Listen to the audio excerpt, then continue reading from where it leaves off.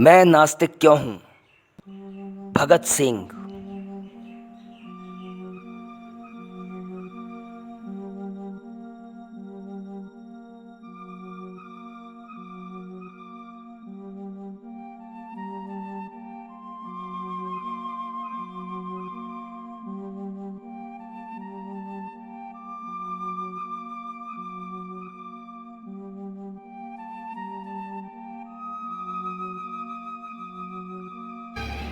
मैं पूछता हूँ तुम्हारा सर्वशक्तिशाली ईश्वर हर व्यक्ति को क्यों नहीं उस समय रोकता है जब वो कोई पाप या अपराध कर रहा होता है। ये तो वो बहुत आसानी से कर सकता है। उसने क्यों नहीं लड़ाकू राजाओं की लड़ने की उग्रता को समाप्त किया और इस प्रकार विश्व युद्ध द्वारा मानवता पर पड़ने वाली विपत्तियों से उसे बचाया। उसने अंग्रेजों के मस्तिष्क में भारत को मुक्त कर देने की भावना क्यों पैदा नहीं की। वो क्यों नहीं पूंजीपतियों के हृदय में ये परोपकारी उत्साह भर देता कि वो उत्पादन के साधनों पर अपना व्यक्तिगत संपत्ति का अधिकार त्याग दें और इस प्रकार केवल संपूर्ण श्रमिक समुदाय बल्कि समस्त मानव समाज को पूंजीवादी बेड़ियों से मुक्त करें। आप समाजवाद की व्यावहारिकता पर तर्क करना चाहते हैं। मैं इसे आपके सर्वशक्तिमान पर छोड़ देता हूं कि वो लागू करें।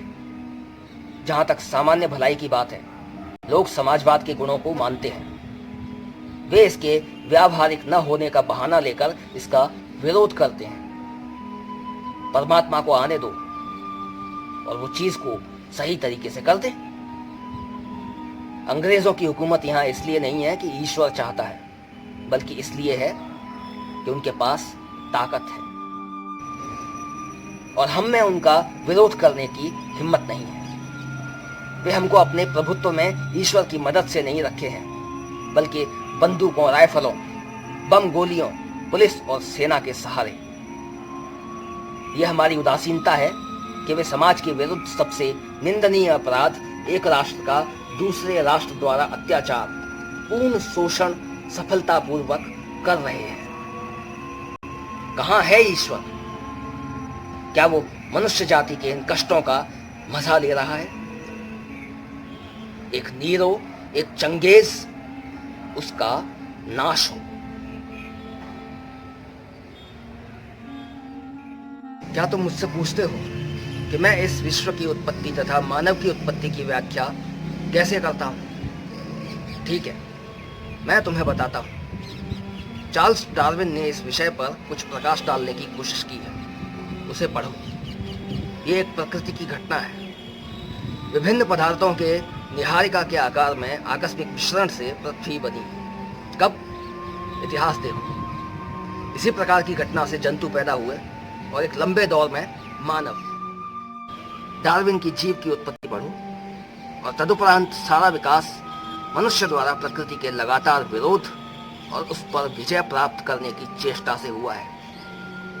ये इस घटना की संभवतः सबसे सूक्ष्म व्याख्या है।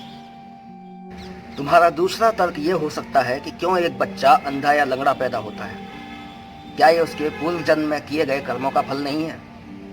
जीव विज्ञान वेत्ताओं ने इस समस्या का वैज्ञानिक समाधान निकाल लिया है। अवश्य ही तुम एक और बचकाना प्रश्न पूछ सकते हो। यदि ईश्वर नहीं है तो लोग उसमें विश्वास क्यों करने लगे? मेरा उत्तर सूक्ष्म तथा स्पष्ट है। जिस प्रकार वे प्रेतों तथा दुष्ट आत्माओं में विश्वास करने लगे। अंतर केवल इतना है कि ईश्वर में विश्वास विश्वव्यापी है और दर्शन अत्यंत विकसित। इसकी उत्पत्ति का श्रेय उन शोषकों की प्रतिभा को है जो परमात्मा के अस्तित्व का उपदेश देकर लोगों को अपने प्रभुत्व में रखना चाहते थे तथा उनसे अपनी विशिष्ट स्थिति का अधिकार एवं अनुमोदन चाहते थे। सभी धर्म, संप्रदाय, पंथ और ऐसी अन्य संस्थाएं अंत में निर्दयी और शोषक संस्थाओं, व्यक्तियों तथा वर्गों की समर्थक हो जाती हैं। राजा के विरुद्ध हर विद्रोह हर धर्म में सदैव ही पाप रहा है।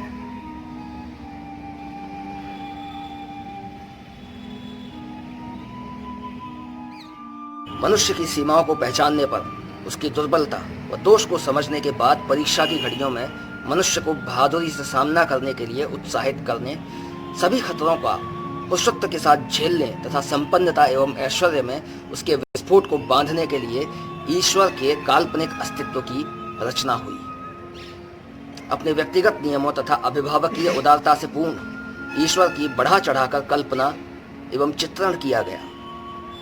जब उसकी उग्रता तथा व्यक्तिगत नियमों की चर्चा होती है तो उसका उपयोग एक भय दिखाने वाले के रूप में किया जाता है, ताकि कोई मनुष्य समाज के लिए खतरा न बन जाए। जब उसके अभिभावक गुणों की व्याख्या होती है तो उसका उपयोग एक पिता, माता, भाई, बहन, दोस्त तथा सहायक की तरह किया जाता है।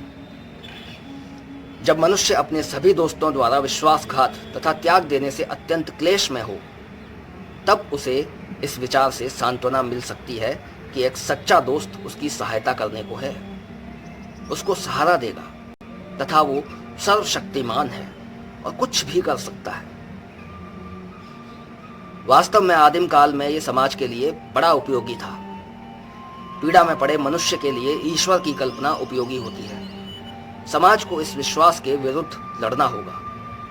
मनुष्य जब अपने पैरों पर खड़ा होने का प्रयास करता है तथा यथार्थवादी बन जाता है, तब उसे श्रद्धा को एक ओर फेंक देना चाहिए और उन सभी कष्टों, परेशानियों का पुरुषत्व के साथ सामना करना चाहिए जिनमें परिस्थितियां उसे पटक सकती हैं। यही आज मेरी स्थिति है। ये मेरा अहंकार नहीं है दोस्त, ये मेरे सोचने का एक तरीका है जिसने मुझे नास्तिक बनाया है। ईश्वर में विश्वास और रोज बरोज की प्रार्थना को मैं मनुष्य के लिए सबसे स्वार्थी और गिरा हुआ काम मानता हूँ। मैंने उन नास्तिकों के बारे में पढ़ा है जिन्होंने सभी विपदाओं का बहादुरी से सामना किया। अतः मैं भी एक पुरुष की भांति फांसी के फंदे की अंतिम घड़ी तक सिर ऊंचा किए खड़ा रहना चाहता हूं। हमें देखना है कि मैं इसे कैसे निभा पाता हूं। मेरे एक दोस्त ने मुझे प्रार्थना करने के लिए कहा। जब मैंने उसे नास्तिक होने की बात बताई तो उसने कहा, तुम अपने अंतिम दिनों में विश्वास करने लगोगे। मैंने कहा, नहीं प्रिय दोस्त, ऐसा नहीं होगा। मैं इसे अपने लिए अत्यंत अपमानजनक और भ्रष्ट होने की बात समझता हूं। स्वार्थी कारणों से मैं पूजा नहीं करूंगा। पाठकों और साथियों, क्या ये अहंकार है? अगर है तो मैं इसे स्वीकार करता हूं।